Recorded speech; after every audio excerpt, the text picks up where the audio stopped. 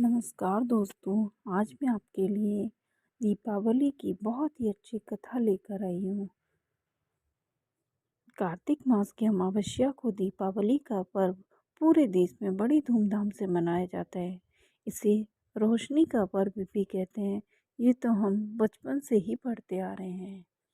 जिस प्रकार और सभी त्योहार मनाए जाते हैं, इसी तरह हमारे देश में दीपावली भी सबसे बड़ा हिंदुओं का त्योहार माना जाता है। इस इस दिन लोग मिठाइयाँ लाते हैं, नए नए वस्त्र पहनते हैं तथा पटाखे चलाते हैं। इस दिन लक्ष्मी जी को प्रसन्न करने के लिए सबसे पहले घरों की पुताई महीनों पहले से चलती रहती है। कहा जाता है कार्तिक अमावस्या को भगवान श्री रामचंद्र जी 14 वर्ष बाद वनवास से लौटकर रावण का वध करके अयोध्या लौटे थे। अयोध्या वापसी में श्री रामचंद्र जी के लौटने की खुशी में दीपमालाएं जलाकर महोत्सव मनाया गया था। और इस दिन उज्जैन सम्राट विक्रमादित्य का राजतिलक भी हुआ था। विक्रमी संवत का आरंभ तभी से माना जाता है, अतः नववर्ष का प्रथम दिन है। आज के दिन व्यापारी अपने वही खाते बनाते हैं तथा लाभ हानि का ब्यौरा लेते हैं।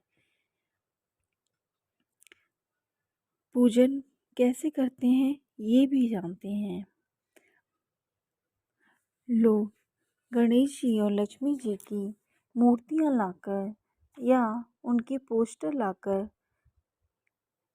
या चांदी की प्रतिमा से बाजार से लाकर दीवार पर लक्ष्मी गणेश जी के चित्र सामने रखकर इस दिन धन के देवता कुबेर और विघ्नहर्ता गणेश जी, इंद्रदेव और समस्त मनोरथों को पूर्ण करने वाले भगवान विष्णु, बुद्धि की दाता सरस्वती लक्ष्मी जी का पूजन किया करते हैं। दीपावली के दिन दीपों की पूजा का विशेष महत्व है। इसके लिए 2 थालों में दीपक रखें। 6 चौमुखे दीपक दोनों थालों में रखें। 26 छोटे दीपक दोनों थालों में सजाएं। इन सब दीपकों को प्रज्वलित करके जल, रोली, कील, बतासे, चावल, गुड़, अबीर, गुलाल, धूप आदि से पूजन करें तथा टीका लगाएं। व्यापारी लोग दुकान की गद्दी पर गणेश जी का पूजन करें। इसके बाद घर आकर पूजन करें। पहले पुरुष और फिर स्त्रियां पूजन करें। स्त्रियां चावल का वायना निकालकर उस पर रुपए रखकर सास के चरण स्पर्श करके उन्हें दे देती हैं और आशीर्वाद प्राप्त करती हैं। पूजा करने के बाद दीपकों को घर में जगह जगह पर रखें। एक चौमुखा छः एक चौमुखा 6 छोटे दीपक गणेश जी, लक्ष्मी जी के पास रखें। चौमुखा दीपक का काजल सब लोग अपनी आंखों में डालें। दूसरे दिन प्रातः 4 बजे उठकर पुराने छाछ में कूड़ा रखकर कूड़े को दूर फेंकने के लिए जाते हैं और कहते हैं, लक्ष्मी जी आओ, दरिद्र दरिद्र जाओ। आइए सुनते हैं दीपावली की कथा। एक साहूकार था। उसकी बेटी प्रतिदिन पीपल पर जल चढ़ाने जाती थी। पीपल पर लक्ष्मी जी का वास था। एक दिन लक्ष्मी जी ने साहूकार की बेटी से कहा कि तुम मेरी सहेली बन जाओ। उसने कहा, मैं आपको कल बताऊंगी, पहले मैं अपने पिता से पूछूंगी। पिता ने बेटी को कहा कि हाँ ठीक है, तुम उसकी सहेली बन जाना। पिताश्री की हाँ कर दी। दूसरे दिन साहूकार की बेटी ने सहेली बनना स्वीकार कर लिया। एक दिन लक्ष्मी जी साहूकार की बेटी को अपने घर ले गईं। लक्ष्मी जी ने उसे ओढ़ने के लिए शाल दुसाला दिया तथा सोने की चौकी पर बैठाया। सोने की थाल में अनेकों प्रकार के व्यंजन खाने को दिए। जब साहूकार की बेटी खा पीकर अपने घर को लौटने लगी तो लक्ष्मी जी बोली, तुम मुझे अपने घर कब बुला रही हो? पहले तो सेठ की पुत्री ने आनाकानी की, परंतु वे तैयार हो गई। घर आकर वह रूठ कर बैठ गई।